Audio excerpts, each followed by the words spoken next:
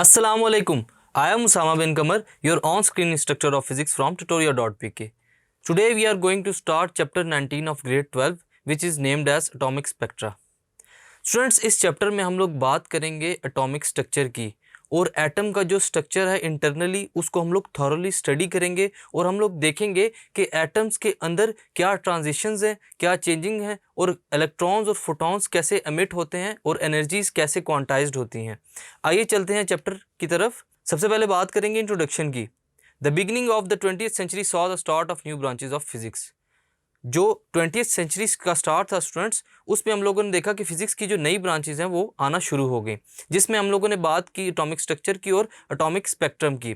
अब इस atomic structure और स्पेक्ट्रम में क्या है हम लोग बात करेंगे students, effect on revealing the inner mysteries, यानी कि जो एटम्स है और स्ट्रक्चर ऑफ एटम्स हैं उनके अंदर की जो इनर मिस्ट्रीज हैं उनके बारे में जैसे जैसे 20th सेंचुरी में रिसर्च होना स्टार्ट हुई स्टूडेंट्स, फिजिक्स की न्यू ब्रांचेस के अंदर एटॉमिक्स के इनर स्ट्रक्चर की मिस्ट्रीज को फाइंड किया गया।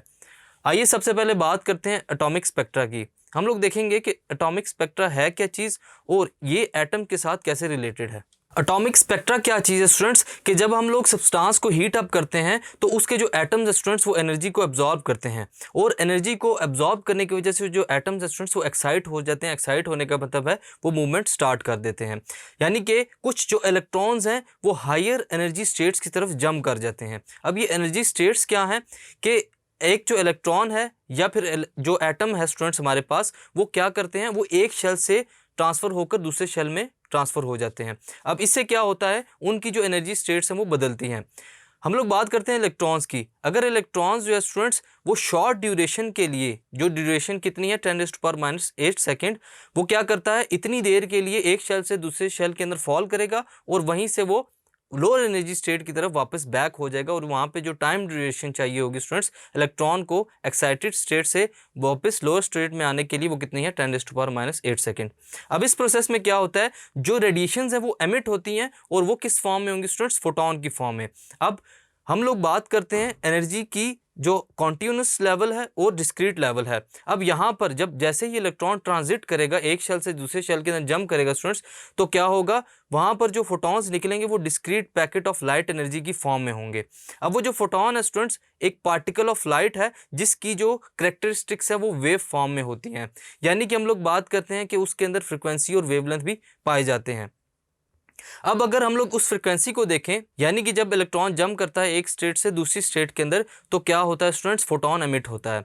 अब यहाँ पर दोनों फ्रिक्वेंसीज का मैच करना लाजमी है, यानी कि वो जो फ्रिक्वेंसी इलेक्ट्रॉन को चाहिए होती है एक स्टेट से दूसरे स्टेट के अंदर जंप करने के लिए, वो किसको चाहिए होगी स्टूडेंट्स, वो इक्वल होनी चाहिए उस फोटोन के जो एमिट हो रहा है।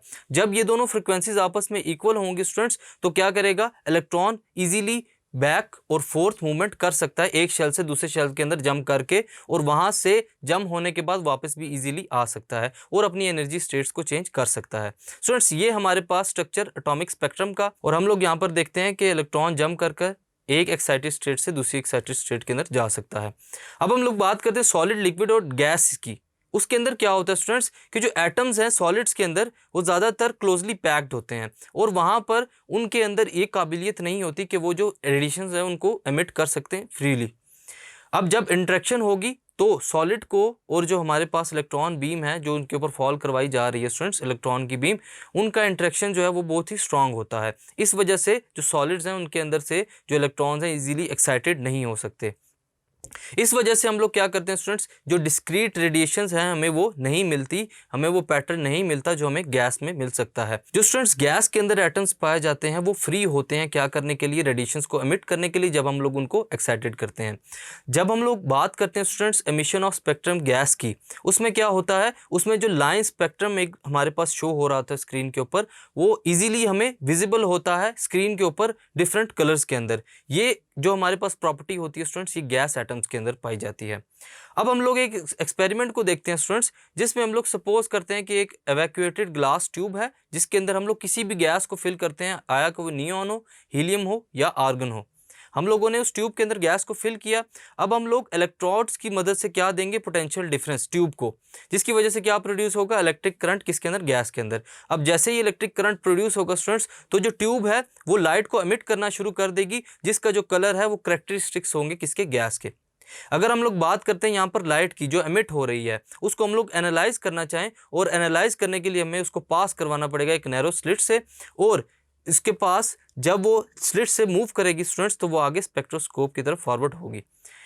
इस वजह से क्या होगा स्टूडेंट्स कि जो सीरीज है डिस्क्रीट लाइंस की, हम लोग ऑब्जर्व करेंगे लाइंस हमारे पास सामने शो हो रही होंगी स्क्रीन के ऊपर। हम लोग देखते हैं ईच लाइन जो है हमारे पास क्या कहलाती है, लाइन स्पेक्ट्रम। बेसिकली यही है हमारे पास वो लाइन स्पेक्ट्रम या एटॉमिक स्पेक्ट्रम जिसको हम लोग ऑब्जर्व कर सकते हैं इजीली। और इस फिनोमेना को हम लोग प्रैक्टिकल टेक्निक से भी आइडेंटिफाई करते हैं। क्या चीज़ फाइंड करने के लिए, केमिकल सब्सटेंस के अंदर जो एलिमेंट्स पाए जाते हैं उनको आइडेंटिफाई करने के लिए हम लोग लाइन स्पेक्ट्रम्स को यूज़ करते हैं। जो फर्स्ट स्पेक्ट्रल लाइन सीरीज है स्टूडेंट्स, वो हमारे पास क्या होती है, बार्मर सीरीज। यानी कि बार्मर एक ऐसा साइंटिस्ट है, डिस्कवरर है, जिन्होंने सबसे पहले जो लाइन ऑफ स्पेक्ट्रम है इनको इजाद किया।